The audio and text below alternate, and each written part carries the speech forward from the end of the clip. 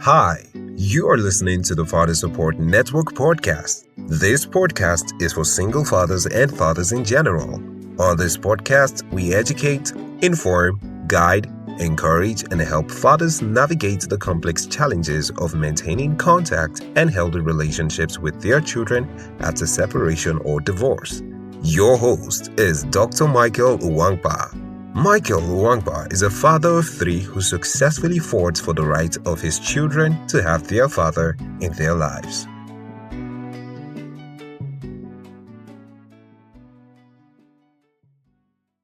Hello, and welcome to another episode of the Father Support Network. I'm your host, Dr. Michael Uwangba. Today, I want to touch upon the topic of marriage and topic of relationship and topic of love and topic of a man and a woman, and how that obviously relates to our network, to the family, to the children. So I think that there's something going viral in Nigeria. Nigeria's got its own version of the Red Bill, the version of the Kevin Samuels and the like, in the name of Gege, and trying to give men the game and educate men about relationships that are not sincere when you're dealing with a woman, and how women are, like they say, in business while you're in love, while a woman depends on you for her financials, responsibility, and meanwhile the woman has nothing to offer to you. You see all of those things. You also have evidence sometimes. Have evidence to back this up. I was just watching I think it was an NBA player. I don't know if it's Tyreek or whatever. They're married to the wife for like 17 months, and now there's divorce, and the ex-wife now, basically was cashing out. And you could have countless examples of all of that. There's a rumor of Birdman and Tony Braxton. They dated for like 18 years, nearly 2 decades, and were married for like less than a month, and lump sum of money being paid out. But I think this one is rumor. I don't know how true this is. But we have countless examples that we can just bring up and to back this up. But again, one thing we're not even talking about is how these negatively, adversely affects the children that are being born into this kind of relationship. As the got a sad breakdown in the relationship between Offset and Cardi B. Man, listen, whether it is in business, we need to get to a point where, and I think I must have said this in the past, the way society came up about child maintenance, where the quote-unquote deadbeat dads are made accountable to the financial accountable to the families that they've made, the kids that they give them to. There should be a policy. There should be a systemic policy that protects children, not just financial. We need to protect children that are born into these pecuniary calculations, motives. People are not getting into relationship with sincere mind again. Because ordinarily, a man says a woman says a man you like, and you get into a relationship can break down. But people go into a relationship as a meal ticket. They see a relationship as a meal ticket. Some people see a relationship as business.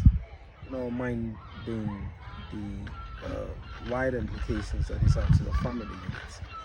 I mean, once a family, which is the basic foundation of a society, is destroyed, then the society itself will be sick.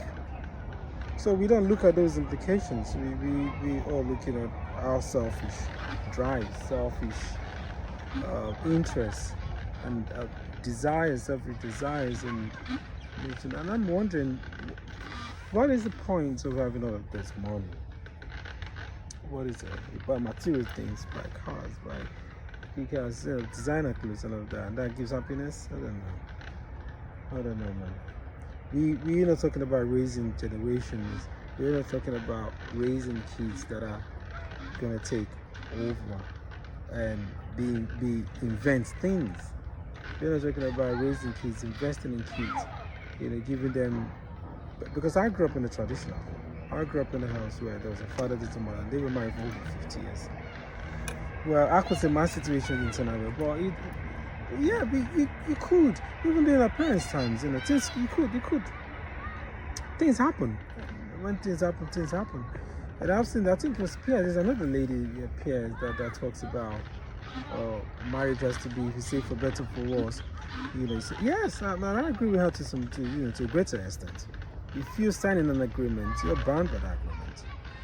Unless, there are, within the terms and conditions, there are, like I said to people, once there's violence in a relationship, I don't care what I don't care if it was Jesus himself that tied you together.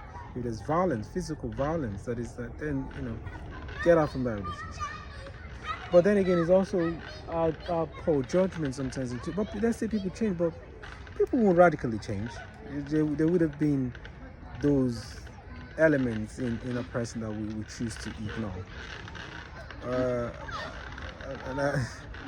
It's just that I'm telling you, we need to have dignity, have integrity, have respect for one another. We live in a life, in a world, in a society that is too materialistic. That's just what it is. We live in a society where a worth, your value is defined by what material possessions you have, and that's what's happened. Because if not that, I don't see why someone gets into a relationship and they say for better, for what, and you can build with someone. You can see someone with a potential, and then you guys raise the family. I've been in situations.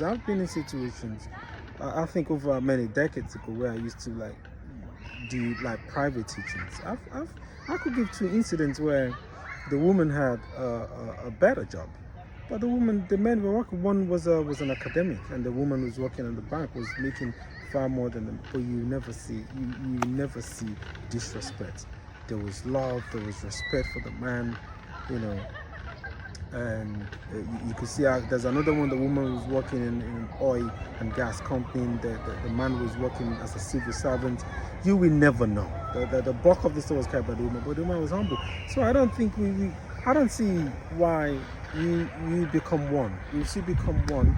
Your resources is one. There's no, this is mine, this is yours.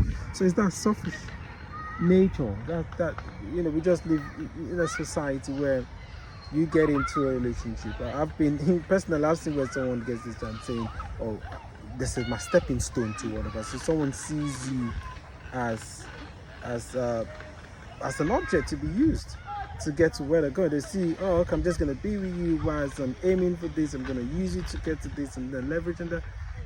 So that's the problem.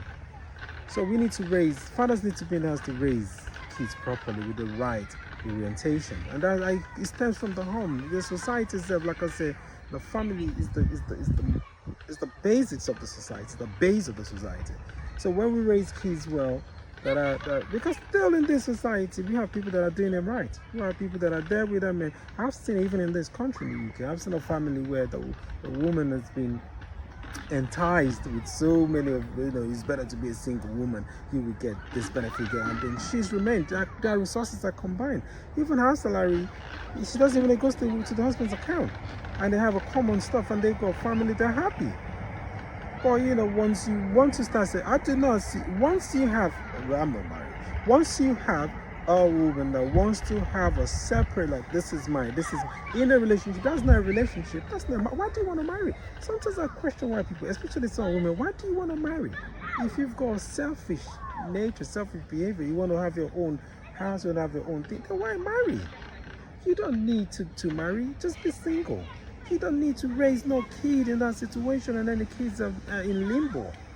Because a child deserves a father and a mother. A child deserves that love, deserves attention. But like I say, where it's not possible, then I don't then also then use that child as a meal ticket. Use the because some of those people collect money from a child maintenance for their own maintenance. It's just terrible.